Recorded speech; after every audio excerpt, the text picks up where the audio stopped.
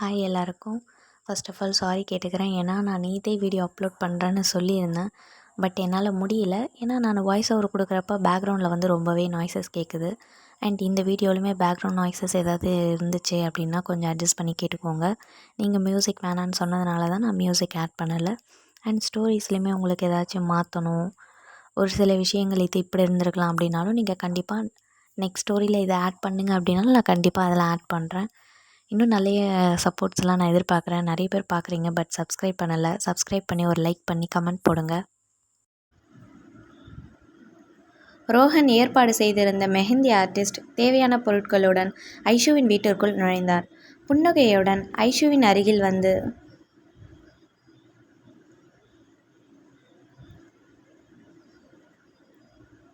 Ma'am, Rohan sir தான் உங்களுக்கு மெஹந்தி போட சொல்லி என்னை அனுப்பியிருக்காங்க. நீங்கள் கொஞ்சம் கம்ஃபர்டபுளாக உட்காருங்க மேம் என்று மரியாதையுடன் கூறினார்.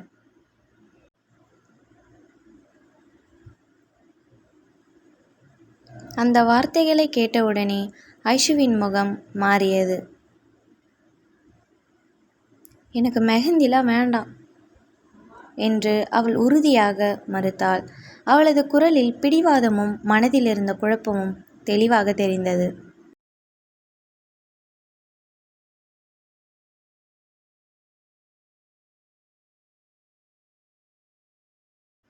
மெஹந்தி ஆர்டிஸ்ட் சங்கடத்துடன் அமைதியாக நின்றார். அப்போது அங்கே வந்த ஐஷுவின் அப்பா மகளை பார்த்து மென்மையாக, என்னம்மா அது, அவங்க ஆசையை எல்லாம் ஏற்பாடு பண்ணி அனுப்பியிருக்காங்க, வேண்டாம்னு சொல்லி அவங்கள சங்கடப்படுத்தாத, நல்ல நாள் அதுவுமா, அமைதியாக உட்காரு, போட்டுக்கோ என்று அன்போடு வற்புறுத்தினார். மனதில் விருப்பம் இல்லாவிட்டாலும் அவருக்காக எதுவும் பேசாமல் அமைதியாக சென்று அமர்ந்தாள். அதை பார்த்த மெஹந்தி ஆர்டிஸ்ட் புன்னகையுடன் அவளது கைகளில் அழகிய மெஹந்தி வடிவங்களை வரையத் தொடங்கினார். ரோஹன் 27 வயதிலேயே இந்தியாவின் முன்னணி தொழிலதிபர்களில் ஒருவனாக உயர்ந்திருந்தான். அவனுடைய வாழ்க்கையில் பணத்திற்கும் புகழுக்கும் அதிகாரத்துக்கும் குறைவில்லை. ஆனால் அவன் மனதில் மட்டும் 2 வருடங்களாக நிரப்ப முடியாத ஒரு வெற்றிடம் இருந்தது.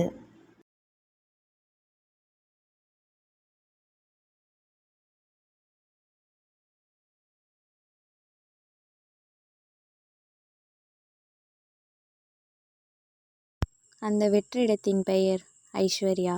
2 ஆண்டுகளுக்கு முன் ஒரு கல்லூரி நிகழ்ச்சியில் அவளை முதலாக பார்த்தான். அந்த ஒரு பார்வையே அவன் வாழ்க்கையை தலைகீழாக மாற்றியது.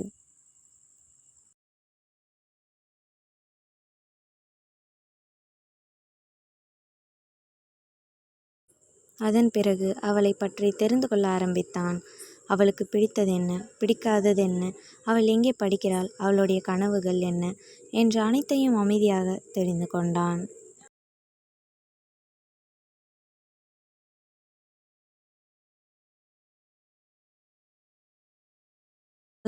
பலமுறை தனது காதலை அவளிடம் கூறினான். ஆனால் ஒவ்வொரு முறையும் ஐஸ்வர்யாவிடமிருந்து கிடைத்த பதில் ஒன்று, எனக்கு உங்களை பிடிக்கல.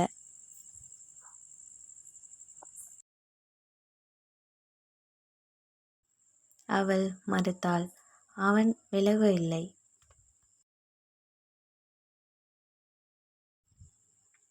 அவளை தொந்தரவும் செய்யவில்லை. ஒரு நாள் அவள் மனம் மாறும் என்ற நம்பிக்கையில் தூரத்திலிருந்து அவளை நேசித்து கொண்டே இருந்தான்.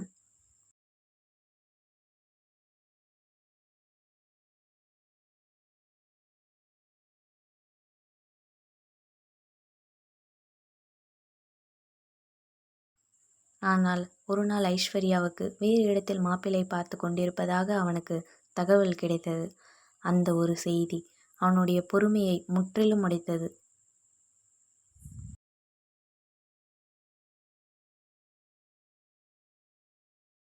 அவளை நான் இழக்க முடியாது, அவள் என் மனைவியாவே இருக்கணும் என்ற எண்ணம் அவனுள் வேரூன்றியது.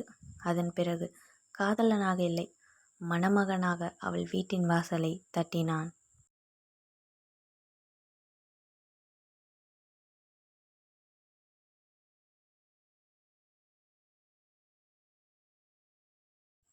அவளது பெற்றோரிடம் நேரடியாக பேசி திருமணத்திற்கு சம்மதம் வாங்கினான். ஐஸ்வர்யாவுக்கு விருப்பம் இல்லை என்பதை அவன் அறிந்திருந்தான். ஆனாலும் திருமணத்துக்கு பிறகு என் காதலை அவள் புரிந்து கொள்வாள், நான் அவளை உயிராக பார்த்து கொள்வேன், ஒரு நாள் என்னை ஏற்றுக்கொள்வாள் என்று முழுமையாக நம்பினான்.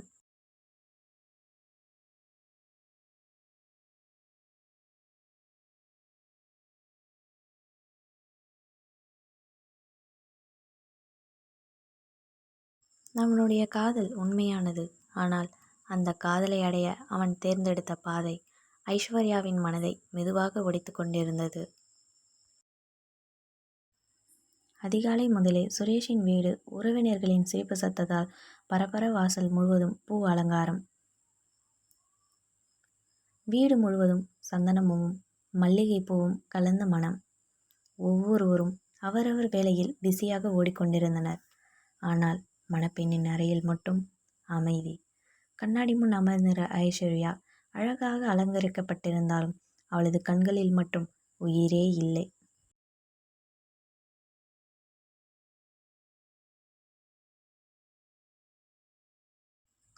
கைகளில் வரையப்பட்டிருந்த மெஹந்தியை பார்த்தவள் மெதுவாக கண்களை மூடினாள். கடவுளே, இந்த நிச்சயதார்த்தம் எப்படியாவது நின்றுடணும். எனக்கு இந்த கல்யாணம் வேண்டாம், ப்ளீஸ். அவளது அமைதியான பிரார்த்தனை கண்ணீராக கன்னத்தில் வழிந்தது.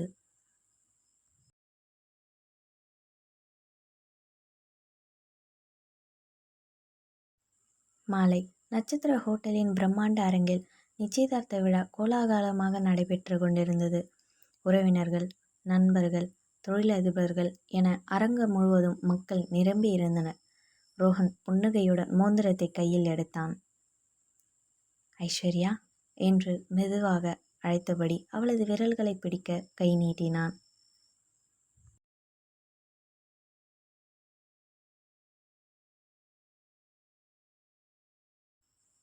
அந்த நொடி டமார்! அந்த அரங்கத்தின் பெரிய கதவு பலத்த சத்தத்துடன் திறந்தது. ஒரே நேரத்தில் அனைவரின் பார்வையும் அந்த வாசலை நோக்கி திரும்பியது. கருப்பு நிற கோட் சூட்டில் கம்பீரமாக உள்ளே நடந்து வந்தான் கவின்.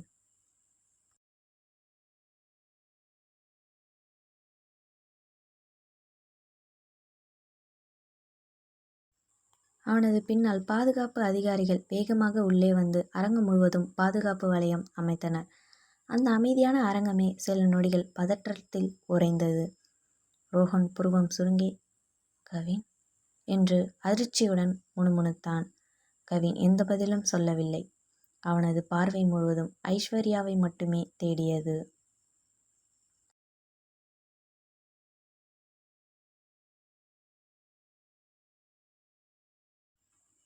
அவள் அவனை பார்த்தபடியே குழப்பத்தில் உறைந்து நின்றாள்.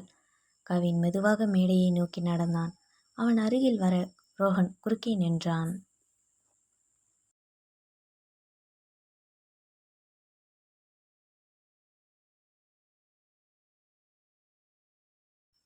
இது என்னோட என்கேஜ்மெண்ட், வெளியே போ கவின்.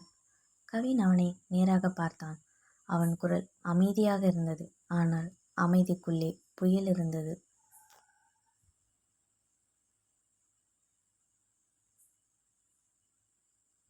வழியை விட்டு நில்லு ரோஹன்.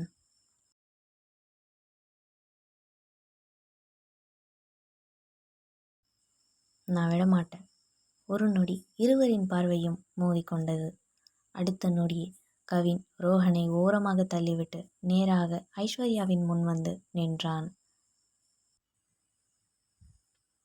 குழப்பத்துடன் அவனை பார்த்தாள் ஐஸ்வர்யா. யார் நீங்க? அவளது குரல் நடுங்கியது.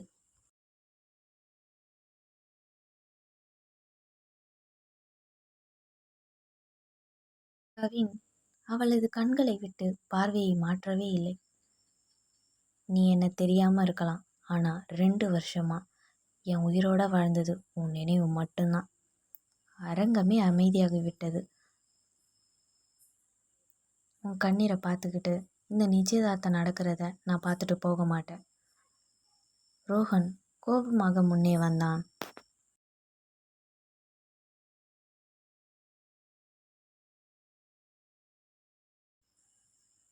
கவின், இது என் குடும்ப விஷயம். கவின் மெதுவாக அவனை நோக்கி திரும்பினான். இல்லை, இவளோட விருப்பம் இல்லாமல் நடக்கிற எந்த விஷயமும் இனிமேல் என்னோட விஷயம். அந்த வார்த்தைகள் அரங்கம் முழுவதும் எதிரொலித்தன.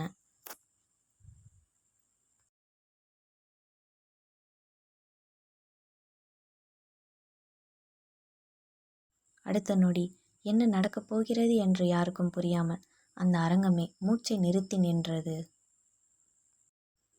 அங்கிருந்து அனைவரின் எதிர்ப்பையும் பொருட்படுத்தாமல் ஒரே நொடியில் ஐஷுவின் கழுத்தில் தாலியை கட்டிவிட்டான் கவின். அந்த கணம் அங்கே நின்றிருந்த ஒவ்வொருவரும் அதிர்ச்சியில் உறைந்து போனார்கள். யாருக்கும் என்ன நடந்தது என்று புரியும் முன்பே அவளது கையை இறுக பற்றியவன் வேகமாக வெளியே நடக்க தொடங்கினான். ஐஷுவை விடுடா, டேய், என்ன பண்ற என்று உறவினர்கள் அலறியபடியே ஓடிவர கவினின் மெய்காப்பாளர் உடனே துப்பாக்கியை எடுத்து அவர்களை நோக்கி நீட்டினான்.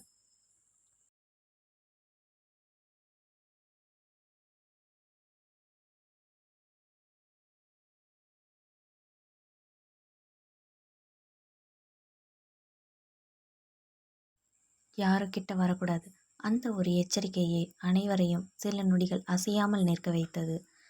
அந்த நேரத்தில் திரும்பி அனைவரும் ஒரு பார்வை பார்த்த கவின் அழுத்தமான குரலில், இனிமே இவ என் மனைவி, கல்யாணம் முடிஞ்சிருச்சு, இவளை என் வீட்டுக்கு கூட்டிட்டு போறேன், யாரும் வழி மறைக்காதீங்க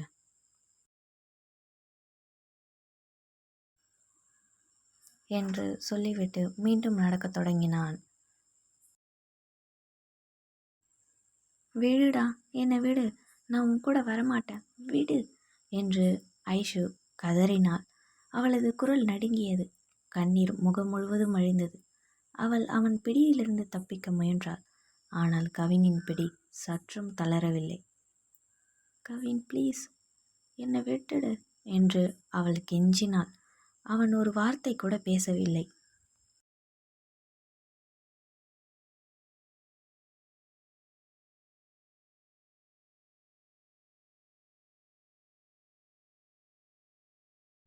அவளை இழுத்து கொண்டே சொகுசு காரை அடைந்தான். அவள் கால்கள் தளர்ந்து கீழே சரிய தயக்கமின்றி அவளை தூக்கி காரின் பின் சீட்டில் அமர வைத்தான். அவனும் உள்ளே ஏறியதும் கதவு மூடப்பட்டது. சில நொடிகள் கார் அந்த இடத்தை விட்டு வேகமாக புறப்பட்டது. காருக்குள் கனமான அமைதி. என்ஜின் சத்தத்தை தவிர வேறு எந்த சத்தமும் இல்லை. அந்த அமைதியை உடைத்து ஐஷுவின் விம்மலும் அழுகையும் மட்டுமே.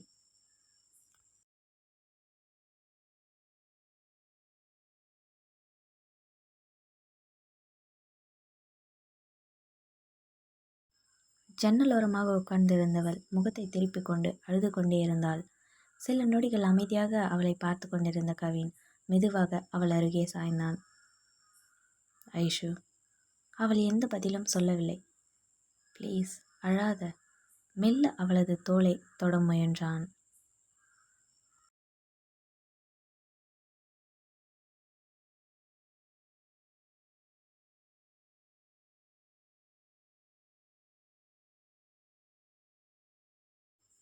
அடுத்த நொடியே அவள் அவன் கையை வேகமாக தட்டிவிட்டாள். சீ, என்னை தொடாத. அவளது கண்கள் கோபத்தில் சிவந்திருந்தன. என்ன தைரியத்தில் என்னை கடத்திட்டு வந்திருக்க? என்னை தொட உனக்கு யார் உரிமை கொடுத்தது? அவள் ஆத்திரமாக கத்தினாள். உன்னை பார்த்தாலே எனக்கு அருவருப்பா இருக்கு. என்னை உடனே விட்டுடு. அவளது ஒவ்வொரு வார்த்தையும் கவினின் மனதை குத்தியது. இருந்தாலும் அவன் குரல் மாறவில்லை. கோபப்படுறது சரிதான் ஐஷு. மெதுவாக அவன் பேச ஆரம்பித்தான். ஆனால் என்னால் வேற என்ன பண்ண முடியும்? உன்னை இழந்துட்டு வாழறதை நினைச்சாலே எனக்கு பயமாக இருக்கு. நான் உன்னை உண்மையாகவே காதலிக்கிறேன். அவள் அவனை வெறுப்புடன் பார்த்தாள். உன் காதல் எனக்கு தேவையே இல்லை. அவள் சொல்லும் முன்பே அவன் தொடர்ந்தான்.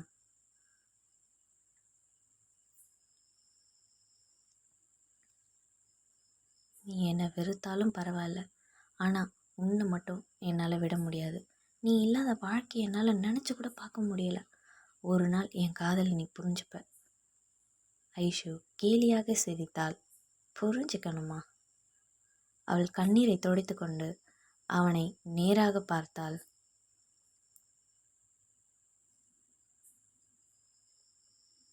ஒருத்தியோட சம்மதம் இல்லாமல் தாலி கட்டுறது காதலா?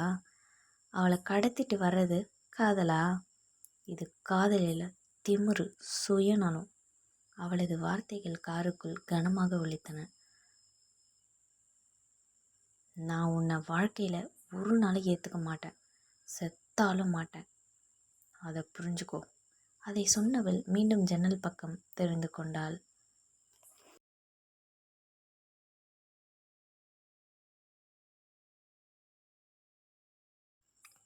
கவின் அவளை அமைதியாகவே பார்த்து கொண்டே இருந்தான்.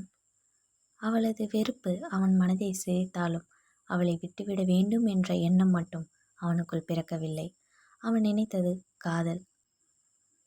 ஆனால் ஐஷுவின் பார்வையில் அது அவளது சுதந்திரத்தையும் விருப்பத்தையும் பறித்த கொடூரமான திணிப்பாகவே இருந்தது. கண்டிப்பாக இந்த ஸ்டோரி உங்களுக்கு பிடிக்கும்னு நம்புகிறேன். அண்டு நான் வந்து ஸ்டோரிஸ் எல்லாமே ஸ்கிரிப்டெல்லாம் எழுதி தான் என்கிட்ட இருக்குது. பட் என்னால் வாய்ஸ் ஓவர் மட்டும்தான் கொடுக்க முடியல. கொடுத்து நான் லெட்டர்ஸ் மேலே வர மாதிரி எடிட் பண்ணுறது எனக்கு கொஞ்சம் கஷ்டமாக இருக்குது. ஸோ ஒரு சிலது என்னால் முடிஞ்ச வரைக்கும் நான் எடிட் பண்ணுறேன்.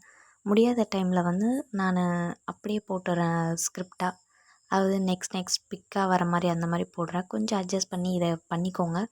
அப்படி உங்களுக்கு ஓகேன்னா சொல்லுங்கள். நான் டெய்லி வீடியோஸ் வந்து என்னால் முடிஞ்ச வரைக்கும் நான் அப்லோட் பண்ணுறேன். அட்லீஸ்ட் 2 days ஒன்ஸாவது நான் அப்லோட் பண்ணுறேன். ஸோ எல்லோரும் பார்க்குறீங்க, கண்டிப்பாக கொஞ்சம் லைக் அண்ட் கமெண்ட் பண்ணிவிட்டு போங்க. நிறைய பேர் பார்க்குறீங்க, கமெண்ட் பண்ண மாட்டேங்க. கமெண்ட் பண்ணுங்கள்.